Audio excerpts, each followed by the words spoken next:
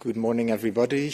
On this press conference with Mr. Bernd Lange, Chair of the International Trade Committee here in the Parliament, on the state of play in the negotiations between the EU and US on trade. We have interpretation in English, French and German. Mr. Lange will give a statement first, after which we can take questions from the room and remotely. Mr. Lange, you have the floor. Yeah, thanks a lot, and good morning from my side as well. Indeed, the European Union is still affected by illegal and unjustified tariffs from the United States. At the moment, we have 50% on steel and aluminium, derivative products like fitness devices as well, 25% on cars and car parts, and 10% baseline, around about 70% of our products. And there are still an investigation based on Trade Act 232 on 7 products, like semiconductors, like pharmaceuticals, like trucks, going on. So we expect quite soon also additional tariffs on these products. And President Trump announced yesterday that on copper there will be tariffs on for 50% coming in a few days. So this is the situation.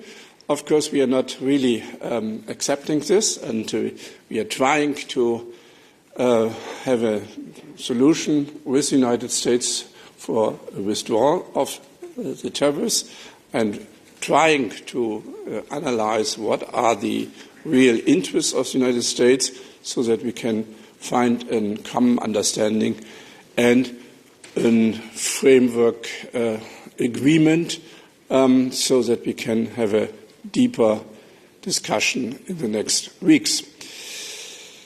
The really main important items are the sectorial tariffs, because this is really targeting our industrial development: steel, aluminium, cars, copper, probably pharmaceutical. That are the main products the European Union is exporting to the United States.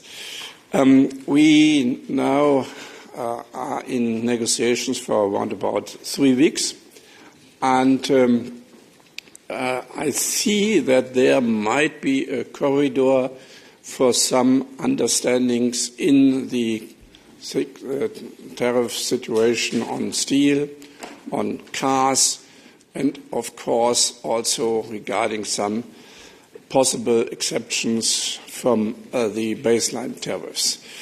But still, there are 2 main issues which are under discussion.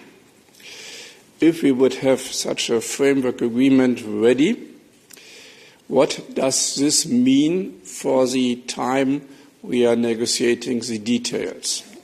In our understanding, this should lead also to a reduction, significant reduction of tariffs until we have the final deal ready. This is not committed by the United States so far.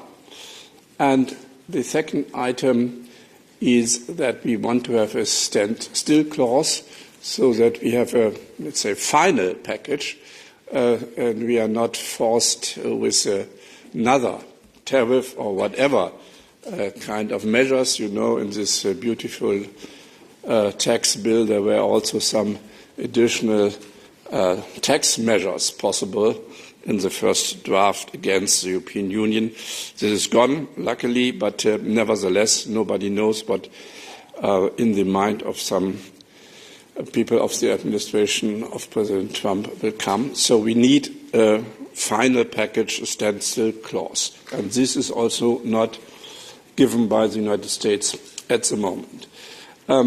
This is more or less a state of the play. We would like to have an understanding quite soon, because these sectorial tariffs are really harming us. And you know, we have our countermeasures ready, the first stage, which will come automatically into force on the 14th of July. So now it's really time to find an understanding. And even Mr. Trump, he said yesterday that the EU was very tough, but now they are being very nice to us. So this perhaps means that he is now willing to go for an agreement. Even, as Mr. Trump said, we are, the European Union, is in many aspects a lot worse than China. So this is the category where we are in. And of course, this is not really a friendly exercise. By the way, also the letters President Trump sent to 16 countries worldwide are not really friendly letters, not really diplomatic letters. This is really the speech of power and not the speech of partnership. And I hope that we can go ahead with a different understanding of partnership in a world where we need really more understanding and more partnership. And I hope that at the end of the day we can also reach an understanding that we should go ahead with a system which is respecting the multilateral trading system. And I hope that we can also reach a deal with the United States which is in line with the WTO rules. This is also a key requirement from the International Trade Committee of the European Parliament. Thank you. Now the floor is open for your questions. I see a question over there. Please state your name and your media, and then you ask your question. Thank you. Thank you. I'm Léa from Agence Europe. I have a question on the potential agreement, which would be based on a 10% tariff. And you mentioned there could be exemptions in some small exemptions in some sectors. Saying that we have this kind of agreement in the next days, and considering that the formula is applied already, not waiting for the final agreement, do you think that the EU should already apply its first batch of countermeasures and even the second one while we're still negotiating? Because we would be still in an asymmetric situation with a 10% tariff. Thank you. Yeah, we have to look to the package. So, of course, first of all, the deal is an understanding on both sides. It's not a dictate from one side. And there are also, if we will get a letter with some offers from the United States, we have to discuss if we accept this. So that's also another part of a partnership in negotiation. And secondly, we have to really look to a possible outcome. And, of course, in our understanding, these baseline tariffs are unjustified. And even probably we will get some exemptions like aircraft or aircraft parts, like alcoholic beverage and perhaps some other products, so that the volume will be volume in euro will be significantly reduced. So it's not 10%. Which will stay as it is. But nevertheless, also the rest are unjustified, and we have to reflect how to react on that. There was another question over there. Guten Morgen, Herr Lange. Oliver Neumann von Politico hier. Ich hatte zwei kurze Fragen. Und zwar einerseits würde mich interessieren, jetzt hat die EU ja bis zum 1. August Zeit, noch ein bisschen weiter zu verhandeln. Sollte man denn diese Frist jetzt noch besser nutzen oder sich möglichst schnell auf einen Deal auch einigen? Und die zweite Frage wäre in Bezug auf diese 10%igen Universalzölle, wo Sie ja schon angesprochen haben, dass sie zum größten Teil ja bleiben werden. Gestern hat Ihr Kollege Herr Weber hier gesagt, dass man da auf jeden Fall Reziprozität herstellen sollte. Also vielleicht nicht unbedingt mit Gegenmaßnahmen, aber er hat zum Beispiel die Digitalsteuer genannt, wo man dagegen steuern könnte. Wie sehen Sie das? Es ist ja doch ein gewisses Missverhältnis dann da, wenn diese 10%igen Zölle kommen sollten. Vielen Dank. Ja, für mich ist diese Verlängerung der Baseline-Tariffs keine Atempause, weil 10% ist nicht schön, aber ist nicht das zentrale Problem im Moment, zumal der Dollar ja auch an Wert verliert. Das zentrale Problem sind die sektorellen Zölle. Und ich habe Stahl genannt, ich habe Autos genannt. Auto ist natürlich Und was jetzt im Raum steht, er hat ja nun 50% auf Kupfer genannt und vielleicht 200% auf Pharmaceuticals, auf Arzneimittel und nachgelagerte Bereiche. Die Europäische Union exportiert im Wesentlichen in 3 Sektoren: Autos, Maschinenbau und Pharma. Und deswegen werden wir davon besonders getroffen. Und deswegen ist für mich das auch kein Aufschub, sondern wir müssen schnell zu einem Ergebnis kommen und einem finalen Ergebnis. Und der zweite Teil war nochmal.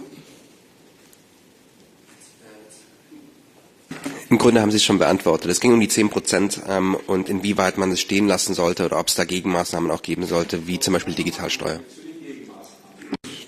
Das muss man dann entscheiden, was man macht. Wir haben ja 3 Stufen von Gegenmaßnahmen. Wir haben Zölle auf amerikanische Produkte und da haben wir die erste Liste fertig. Und die, wenn wir das nicht ändern, tritt automatisch am 14. Juli in Kraft. Die zweite Stufe ist, zu gucken, ob man Abgaben auf Exporte in die USA erhebt. Da ist angedacht zum Beispiel auf Metallschrott. Die USA haben nur oder fast nur Elektrostahlöfen und die brauchen Schrott und importieren eine ganze Menge aus der Europäischen Union, wobei wir für unsere Stahlproduktion eigentlich auch den Schrott brauchen. Also insofern wäre das nicht eine Schädigung von uns, aber wir könnten die USA damit stärker unter Druck setzen. Und die dritte Eskalationsstufe wäre in der Tat, im Dienstleistungsbereich auch was zu machen. Der ist bisher ausgenommen. Digitalsteuer ist eine schwierige Operation. Eine Steuer einzuführen, würde ich auch nicht als handelsdefensives Instrument nehmen, sondern Steuer ist eine andere Kategorie, andere Wertigkeit. Außerdem bedarf das der Einstimmigkeit im Ministerrat. Und ich glaube nicht, dass wir im Moment eine Einstimmigkeit bei Steuern bekommen. Aber man kann natürlich eine Abgabe auf Umsätze oder Kundenvolumen einführen, um zum Beispiel die Verwaltung damit zu finanzieren. Und das wäre die dritte Eskalationsstufe. Aber erstmal wollen wir eine Verhandlungslösung haben. Any other questions? Christian Feld, ARD German Television. Mr. Lange, I was wondering if you're hearing anything from the European negotiation team about this potential letter. Do they have any indication about content in that letter, and is it in line with the European ideas?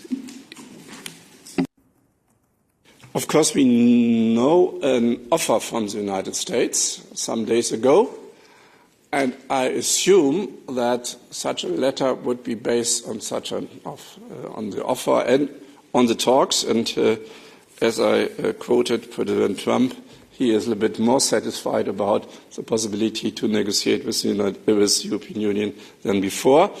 But of course, and this is also a little bit not easy to understand for Europeans which are used to live in a democratic system where also our countermeasures are based on a democratic process. With stakeholder consultation for this first list, we had 660 intervention from stakeholders, and then the discussion with the member states, and then the European Union is deciding. So in the United States, only one person is deciding.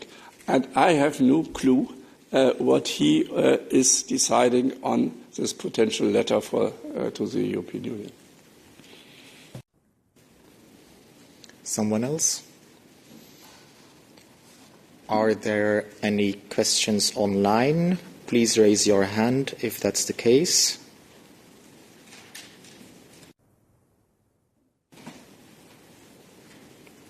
Not immediately. I go back to the room. No one? Okay, thank you very much. Thank you very much, Mr. Lange. Pleasure.